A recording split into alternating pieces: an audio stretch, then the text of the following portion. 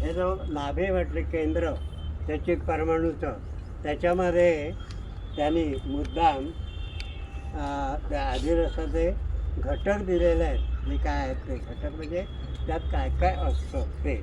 आता गंमत बघा कसं आहे ते. आणि मुळामध्ये अष्टांग हृदय, शारीर 3, सूत्र 6 आणि गंगाधर टीका चरक शारीर 3. इथे एक दिलं आहे रसो ही वय 6 आत्मा. हे एक सूत्र आहे. रस हा आत्मा आहे, आदिरस जो मूळ आहे तो. हा कधीही संपत नाही, काही नाही. तो ओजस स्वरूप असतो मुळात. आपण जे म्हणतो ना परोज आणि अपर ओज असं आपल्याकडे टर्मिनॉलॉजी येतात. तर त्यातल्या अन्नाच्या रसातनं येणारं ओज आणि हृदयस्थ असणारं ओज, तसं ह्याच्यामध्ये जे काय आहे तो रस ओजस स्वरूप आहे, आदिरस. त्यामुळे रसोई वैसा आत्मा गंगाधर टीकाकडे हा रस हा जणू आत्माच आहे, प्रति आत्मा आहे. आता अष्टांग हृदयकार काय म्हणतात बघा, रसजम अपुषो जन्म वृत्तीर अदोलता. या रसापासून माणसाचा जन्म आहे, मनुष्य जन्म. रसजम वपुषो माणसाचं जन्म, नुसतं जन्म नाही, वृत्ती म्हणजे पोषण होणं, वृद्धी वाढणं आणि अलोलता हावरटपणा नसणं. काय गंमत आहे बघा. मनुष्य एरवी रजतम गुणाने व्याप्त झाला की हावरट होतो. हे कसे आहेत बघा, अलोलता. अलोलता म्हणजे आपल्या कार्याला जेवढं पाहिजे तेवढंच घ्यायचं. ते झालं की आपोआप स्टॉप होतं. मग ऑटो ते काय म्हणतात ते हेच आहे की आपोआप स्टॉप होतं, बस तृप्ती. माणूस तसं करत नाही. मात्र आम्हाला पुढे मागे होणार असल्यामुळे जिलब्या वा वा वा काय छान अशा मोठ्या आहे, हाणूया. मग किती खाताय, किती खाल्ली, 55 मी खाल्ली. अरे कशात जाता, आम्हाला फुगून ते पुढे आलं आहे. आज जागा तरी होणार आहे का. तिथे लवल्य आलं, कारण सत्वरजतमांची जोड आली. इथे यांना तशा प्रकारे सत्वरजतमांचा बाधा नसते. ती जरी प्रकृती असलं तरी प्रकृती साम्य ठेवायचा प्रयत्न करते. ते हेच अलोलता असते. त्यामुळे ते आपल्याला पाहिजे तेवढंच घेतात. आता बघा याच्यामध्ये जसं आता तुम्हाला कळेल ही संकल्पना जी आहे ती, तुमचा जो मोबाईल आहे हा मोबाईल कधी उघडून बघितला तर तुम्हाला कळेल 12x12 मिलीमीटरची छोटी चिप आहे हार्ड डिस्क ती त्याच्यात. पण त्याच्यात केवढं ज्ञान साठलं आहे. अख्खी चरक संहिता उघडत आहेत मुलं, अख्खी सुश्रुत संहिता उघडत आहेत. टीका आहे का, हो आहे टीका. अरे काय चाललंय काय त्यात, तेवढ्याच्या ह्याच्यात ते कसं काय राहिलं. मग ह्याच्यात का नाही राहणार. हे तर प्रकृतीकडनं कंट्रोल आहे. म्हणजे आपल्याला कळायला हवं असतं तर आदिरस ज्याच्यात आहे त्याला आपण आधुनिक चिप म्हणू हवं तर. ही जी छोटी चिप आहे ना ती, कारण ती चिप त्याच्यात नुसतं चालूच होणार नाही तर ते नुसतंच डबडं. तसं हे गेलं की शरीर गतम गेलं, त्याला आता काय उपयोग नाही, ठेवून पोचवून टाका. त्यात काय काय दिलं आहे बघा त्यांनी. सांख्यांच्या प्रमाणे 24 तत्व आहे. सांख्य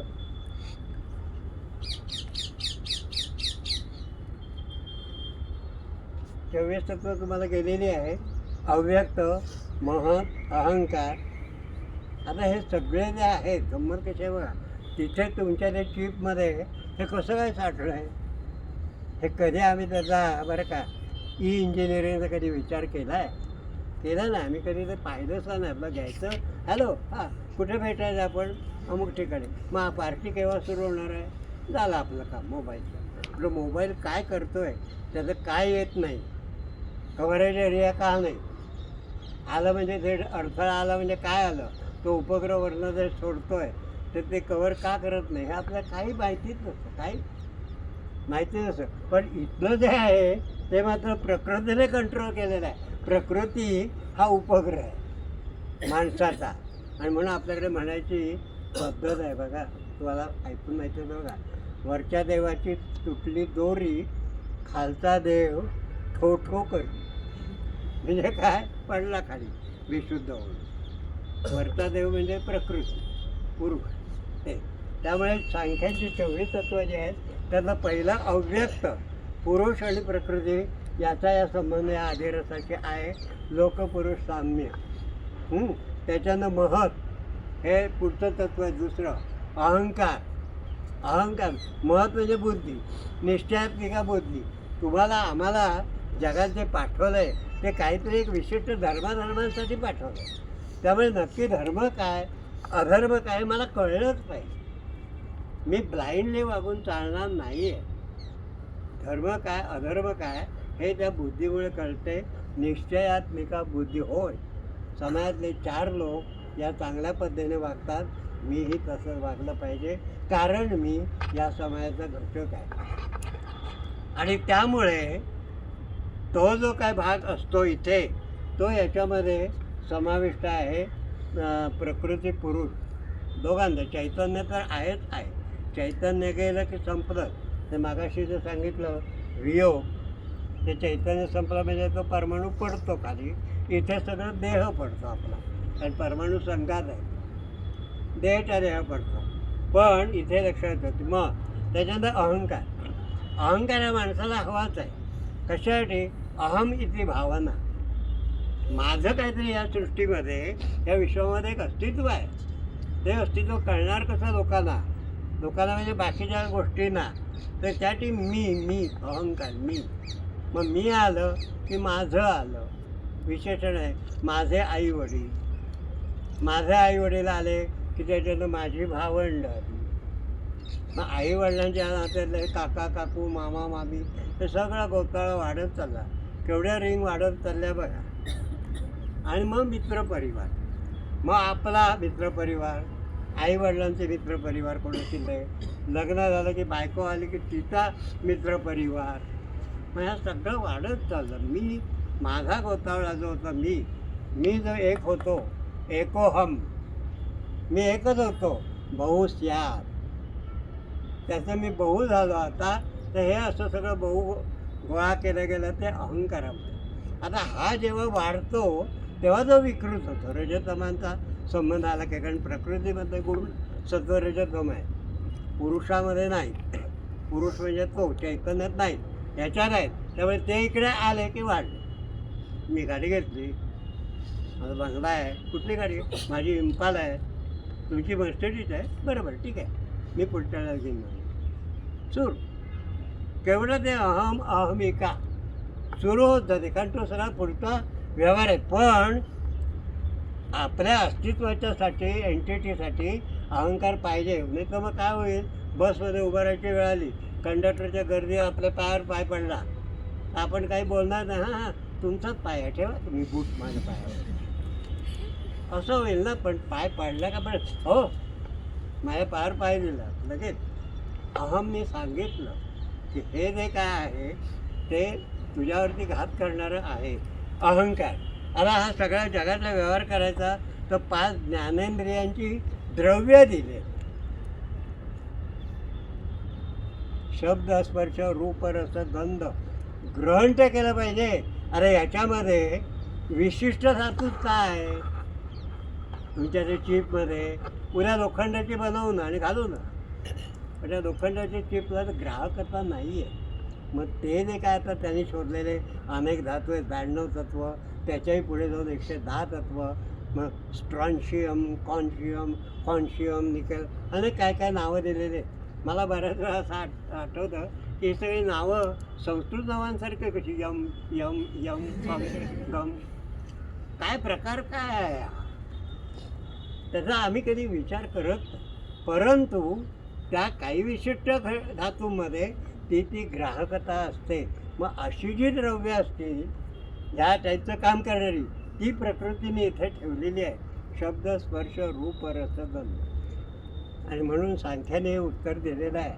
हे कान नाक हे भौतिक आहे, की तो अवयव समुदाय आहे, हा परमाणूंचा समुदाय आहे. आणि त्याच्यामागे काम करणार आहे ते याच्यात नाही, आधी रसातनं तिथे जाणार. म्हणून आलेला का लगेच म्हणतो गॅस सुटला आहे का, गॅसचा वास आला आहे, बघा बघा जाऊन जरा, लगेच गॅसचा कसा वास आला. किंवा बटाटे वडे, कोणतरी बटाटे वडे चालत आहे, इथपर्यंत वास आला, कांदा काय खरपूस वाजला हो, लगेच अभिप्राय सुरू.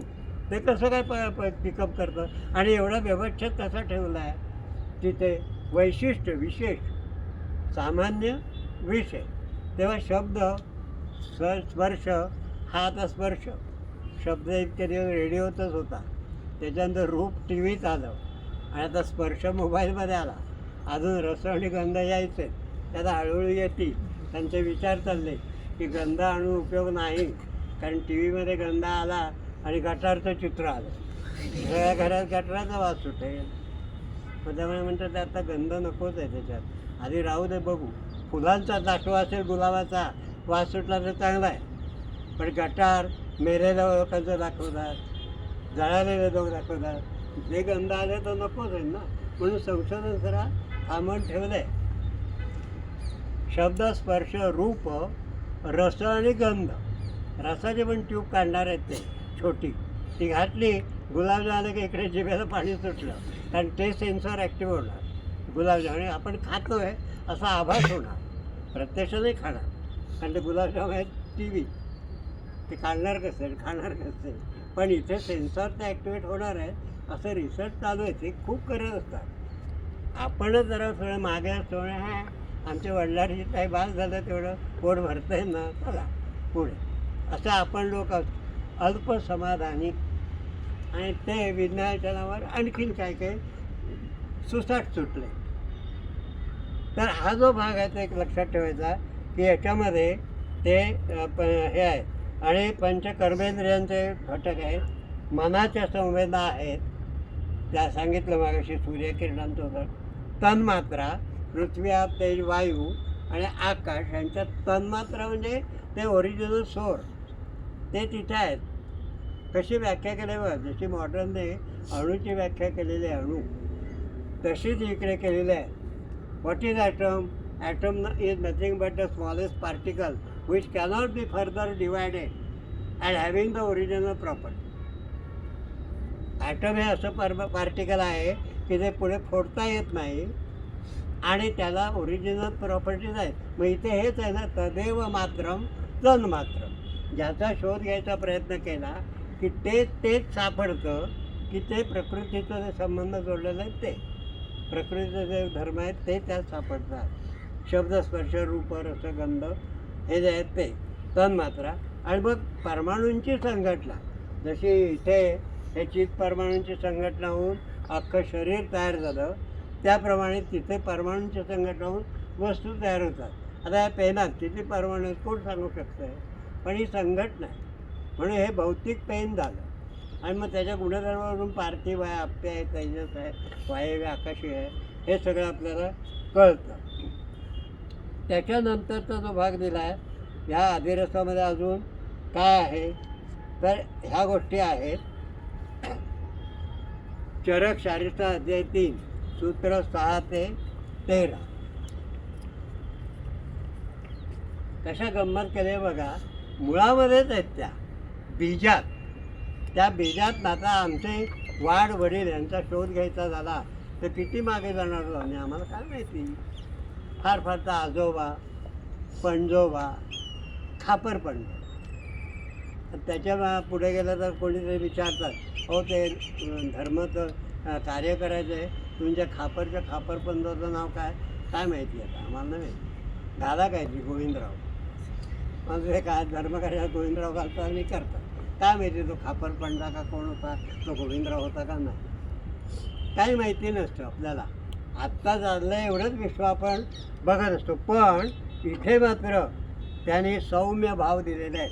त्याला नाव दिलं मातृज भाव. आणि बघा, त्वचा, रक्त, मांस, मेद, नाभी, हृदय, क्लोम. क्लोमाबद्दल वाद आहेत, पण ते अनेक ठिकाणी अनेक प्रकारचे वाद आहे. आपण आपल्याला प्रॅक्टिसमध्ये करताना जे अनुभव येईल ते घ्यावं. तिथे गंगाधर टीकाकारांनी क्रोमा हा फुफ्फुस उंडुकश्च असं सांगून टाकलं. गंगाधर प्रॅक्टिशनर नव्हते बरं का, ते तत्त्ववेत्ते होते टीकाकार. प्रॅक्टिशनर जास्त डल झालं, प्रॅक्टिकली आहे, ते प्रॅक्टिकल गाईडलाईन देतात. चक्रपाणी सुद्धा प्रॅक्टिकली आहे म्हणून ते चक्रतत्व निर्माण केला. पण गंगाधर हे सारखे वगैरे जे टीकाकार आहेत, पण टीकाकारांचे 2-3 प्रकार आहेत.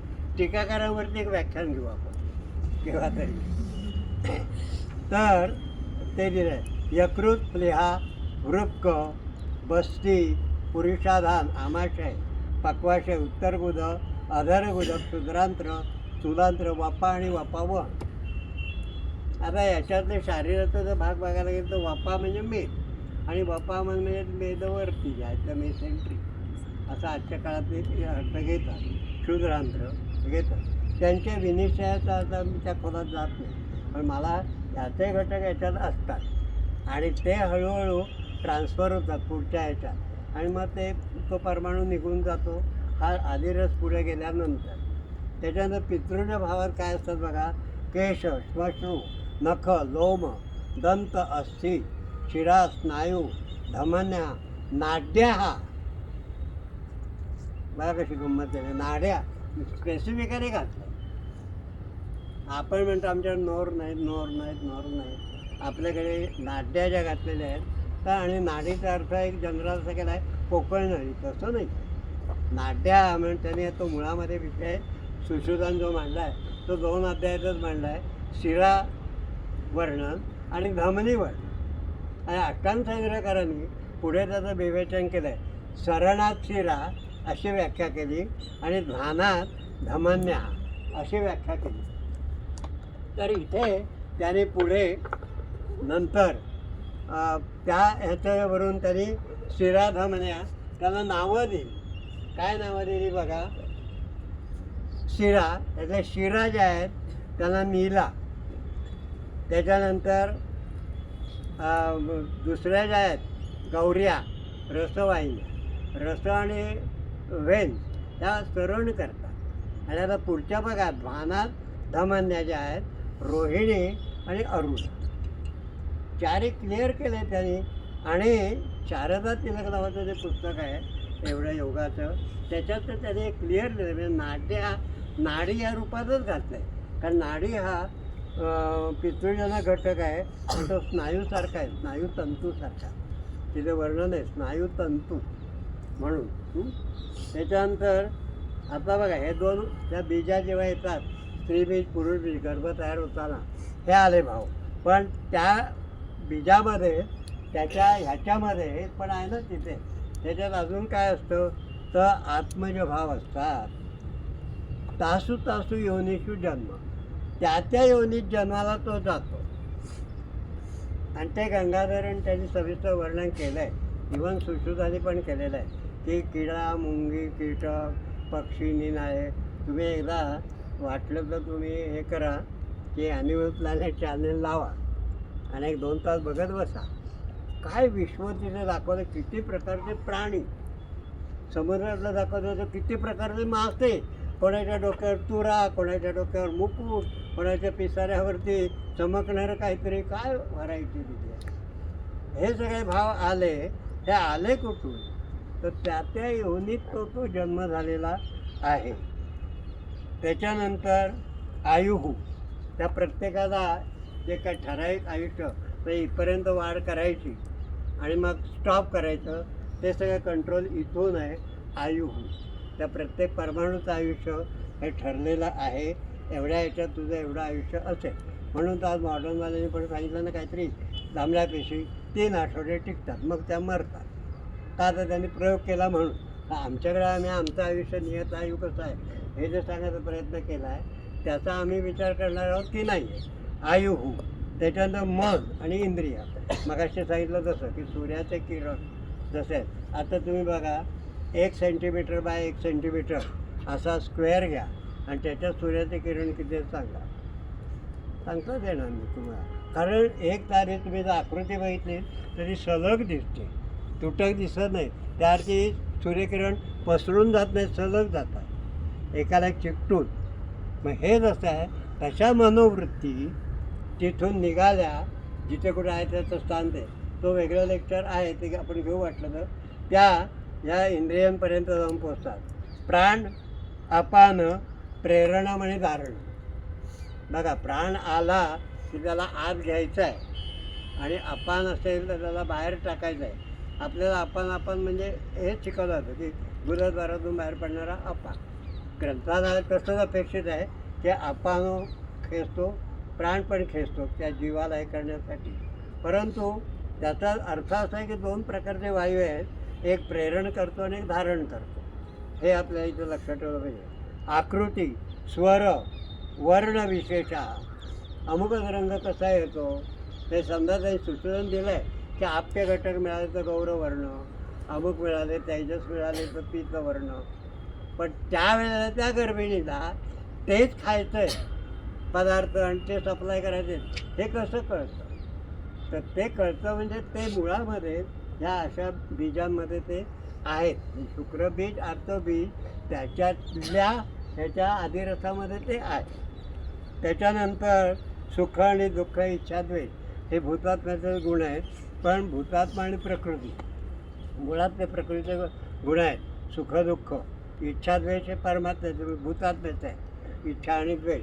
इच्छा गृहीतुम इच्छा, द्वेषः त्यक्तुम इच्छा. सुख मनो अनुकूलम वेदनीयम सुखम, दुःख प्रतिकूल वेदनीयम दुःख, हे दिलेलं आहे. पण ह्या ज्या चालणाऱ्या क्रिया आहेत, ह्या क्रिया त्यातून येत असतात आपल्यापर्यंत आणि त्या आपल्यात आल्यानंतर त्या पुढे मोठ्या होतात. सुख दुःख इच्छा द्वेष. चेतना, उत्स्फूर्त स्पंज, स्पंद, ह्या बबलिंग ज्याला एन्थुजियाझम म्हणतात, आतूनच तसं उकळत असतो असा. त्याचा फोर्स हा सगळा या आदिरसामध्ये आहे, म्हणून तो सगळा घटकच्या घटक ते चांगले होत असतात. वृत्ती, धारणाशक्ती, बुद्धी, निश्चयात्मिका, स्मृती, अतीतस्य स्मरणम, अहंकार सांगितला. प्रयत्न, प्रयत्न हा त्याच्या व्याख्या इथे छान दिलं आहे. कर्मसु आद्यारंभ, कुठलं तरी कार्य करायचं आहे त्याचा स्टार्टिंग पॉईंट कुठेतरी असतो, त्याला प्रयत्न म्हणतात. आपण म्हणतो किंवा मोठा दादा आणि छोटी ताई आहे, ती जाते, दादा हे बघ ना गणित काय ते. दादाला स्वतःला माहिती असतं आपलं गणित कसं आहे ते. त्यामुळे तो काय म्हणतो, दादा आणि तू काय प्रयत्न केलास ते मला दाखव. नाही तेवढ्यात आपला घालून लावायचं काहीतरी तिकडे. तर तसं नाही, तू आधी काय किती स्टेप केले, कशा पद्धतीने केलं हे दाखव. कर्माची सुरुवात कशी केली तो सगळा प्रयत्न आहे आणि तो आतूनच येत असतो प्रयत्न. त्याच्यानंतरचे भाग आहेत सात्विक भाव, आरोग्य. बघा, जन्माला येणारा प्रत्येक सजीव, ते बाळ किंवा हे निरोगीच असतं. निरोगी म्हणजे काय? समदोषा समाग्निष्ठ समधातू मला क्रिया प्रसन्न आत्मेंद्रिय मना स्वस्थ इति अभिधीयते. सुश्रुत सूत्रस्थानाध्ये 15 सूत्र 41. हे स्वस्थ घेऊनच येतं कोणीही. मग आता जन्मजात मूळव्याध आली, जन्मजात प्रमेय आला, सेल्युलर डिसऑर्डर झाल्या, हे काय? कर्मप्रेरितो वायू तिथे ते काम करतो. आणि हे चरकाने सांगितलेलं आहे.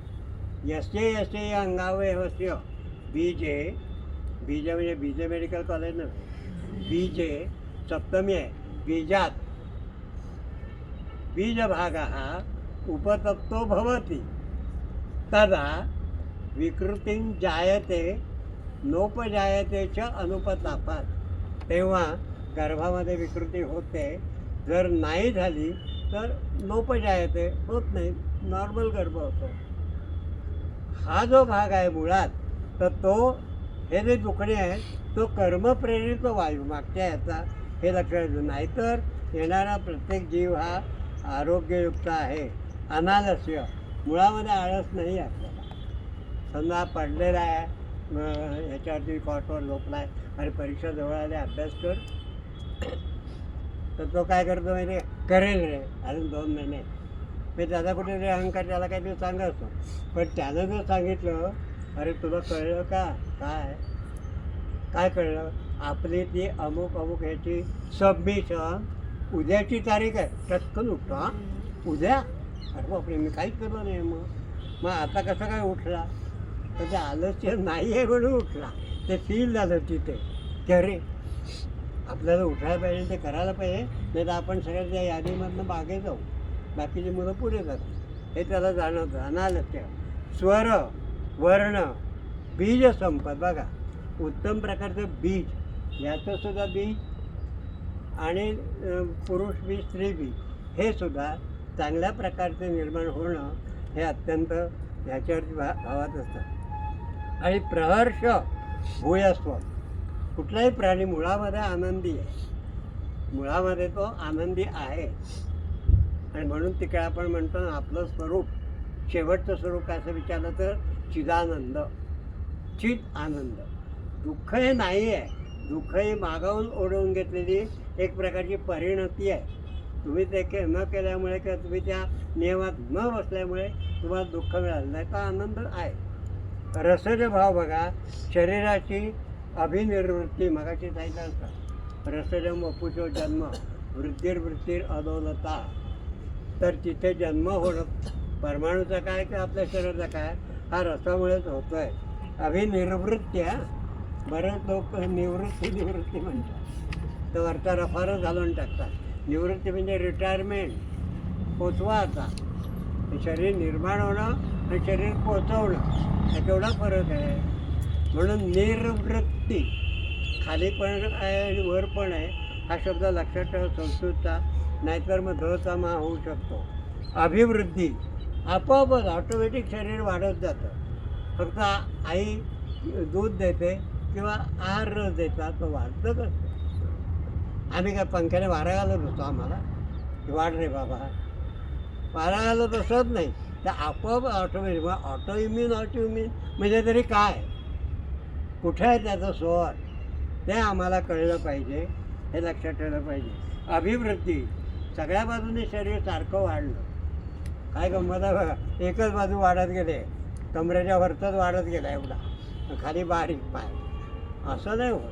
त्याचा त्या विनोदाने ते कार्टूनमध्ये दाखवतात तो भाग वेगळा. पण माणसं किंवा प्राणी बघा, सगळे असे आकारबद्ध, आकृतीबद्ध असतात. अभिवृद्धी, सर्व बाजूनी वृद्धी होणे. प्राणानुबंध, प्राण जो आहे तो सारखा कॉन्स्टंटली चालू असतो.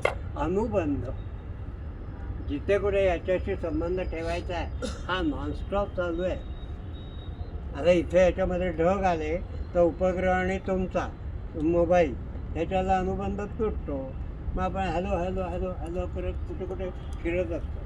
काय तर म्हणजे एरिया कव्हरेज येत नाही, फील्ड मिळत नाही आहे. मिळेल कसं? तो ढग झाला आहे, तो गेला तर ते यायला लागेल. पण इथे तसं होत नाही. जेव्हा मूर्छित होतो तेव्हा ते असंच ढग येतो. एखादा माणूस मूर्छा येऊन पडला आहे तेव्हा आपण ते म्हणतो बघा बघा काय झालं आहे, तर तिथं तो असा ह्याच्यात आणि त्याच्या शरीर ह्याच्यामध्ये ढग येतो रजतमांचा, म्हणून तो मूर्छित पडतो. ते मूर्छा प्रकरणात त्याने अधिक छान दिलं आहे. प्राणानुबंध, तृप्ती, मुळामध्ये माणसं तृप्त असतात बरं का. आपल्याला मग काय काय लोक म्हणतात ना, मला लागते किती, वीजभर माझं पोट, एवढ्या एवढ्या 2 पोळ्याने एवढा भात नाही का धोबा, तृप्ती. पण काही लोक कसे असतात, ट्रिपला गेले, उत्तम बटाटे वडे झालेत, टेबलवर मांडलेलं आहे, वाट्या डिशेस वगैरे आहेत, तर काही लोक आधी 2-3 वडे घेऊन त्याच्यावर वाटी आडवी घालून ठेवून मग आता आपल्या डिशवर आपला वडा, मग तो बघ अरे काय चाललं आहे. मुळात खरं आम्ही तृप्त आहोत, मिळणार आहे, पण कशाला ते ओव्हरलोड करताय. ते पिझ्झा असू दे, बर्गर असू दे, टर्गर असू दे, त्याचा आणखी भाऊ असू दे, जेवढं आलं पोट भरलं बास झालं, तर मग बघू उद्याला.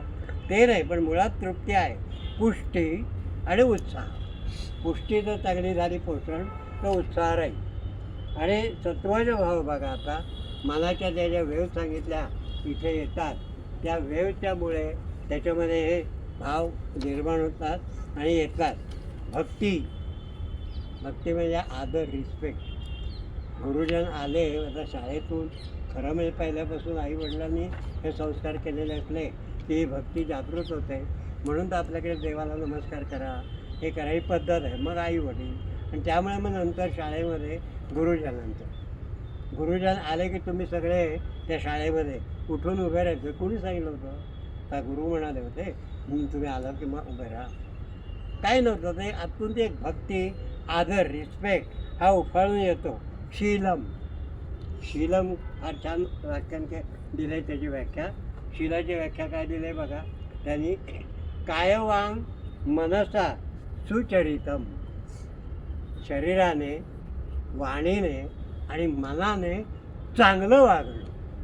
आणि वैद्याला तर हवंच आहे. म्हणून दक्ष तीर्थार्थ शास्त्रार्थ दृष्टकर्मा शुचिर विचार. चरकाने आवरण देत आहे तो शुची पाहिजे. कायवांग मनसा शुची. शौचम तोच अर्थ आहे. द्वेष, आपल्याला हानिकारक असेल ती गोष्ट मला नको. स्मृती, जे काय सांगतोय ते चांगल्या पद्धतीने साठवून ठेवणं. मोह, मगाशी जे सांगितलं ना की तृप्तीच्या याच्यात मोह आहे. मोह हा त्यात दोन अर्थ आहेत. एक मोहाचा अर्थ हावरटपणा असा आहे, आणि दुसरा विपत्काली कार्यानं भिज्ञत्व. अडचणीची वेळ आली की काय करावं काय करू नये हे सुचत नाही. म्हणून तर अर्जुनाला तो मोह झाला ना की माझे सगळे नातेवाईक मी मारू कसा. कृष्ण म्हणाला मी सांगतोय ऐक, तू यांना नाही मारलं तरी काळाच्या रूपाने, मी काळ आहे, काळाच्या रूपाने आज ना उद्या त्याला मी मारणारच आहे. भीष्म 120 वर्ष झाले तरी ते 25ला जाणारच आहे. मग तू कशाला मी मारणार. म्हणून तो भगवद्गीतेचा जन्म झाला. मोह अर्जुनाला झाला म्हणून. त्याग, काही एका प्रमाणामध्ये काय गोष्टी देणं दुसऱ्याला हा त्याग. तर आता लोन वगैरे देणं हा त्याग नाही आहे. तर परतफेडीची कोणती इच्छा नाही असं असून ते दिलेलं आहे की ते तुलाच दिलं आहे, आता मला ते नाही घ्यायचं परत. तो तिथे त्याग आहे. लक्षात ठेवा. मात्सर्य, हे बघा हा मुळात आहे धर्म, छोटासा आहे. मत्सर का असायला हवा तर तुमच्या प्रगतीसाठी असा. म्हणजे बघायचं कसं की त्यांचं एवढं झालं आहे, मग आपण पण अजून थोडी प्रगती केली पाहिजे. समाजातले लोक एवढे इतके पुढे गेले, आपणही शिक्षण घेतलं पाहिजे, ही जाणीव होण्याची तो मत्सर आहे. पण तिथे तुम्ही जर बघितलं तर तुम्हाला कळेल त्याच्यामध्ये असूया, मत्सराचं रूपांतर जर असूया झालं तर संपलं. असूया म्हणजे काय, तर तिथे तुम्ही जर बघितलं तर तुम्हाला कळेल. काय कळेल तर वर्गातला अमुक एक विद्यार्थी नोट्स काढतो आणि त्याचा तो चांगला अभ्यास करून प्रथम क्रमांकाला येतो आहे. मी पण का नाही करणार, मला मी काय कमी आहे का, मी पण अभ्यास करीन आणि त्याच्या बरोबरीने जाणं. हा जो एक भाग आहे तर त्याच्यामध्ये असूयाचा जो उलट अर्थ आहे तो आहे. आणि असूयामध्ये कसं आहे त्याच्यामध्ये त्याच्या ह्याच्यात अर्थ निर्माण करायचा. तो पहिला आहे तोच काय ऐन वेळा नोट्सच पळवायचे परीक्षेच्या वेळेला, वाच कसा वाचतो ते बघ. तर ती असूया असते. जेलसी ज्याला म्हणतात ती मात्सर्य. शौर्य, उफाळून येणारा एक आत्मविश्वास असतो तो शौर्य. पराक्रमाच्या अर्थाने जुराळाला शुक करणं हा पराक्रम नव्हे. समारी विक्रांत योधीनता, समुदायावरती संकट आलं तर धीराने पुढे जाऊन उभं राहणं, काय व्हायचं ते होऊ दे बघू, ते शौर्य आहे.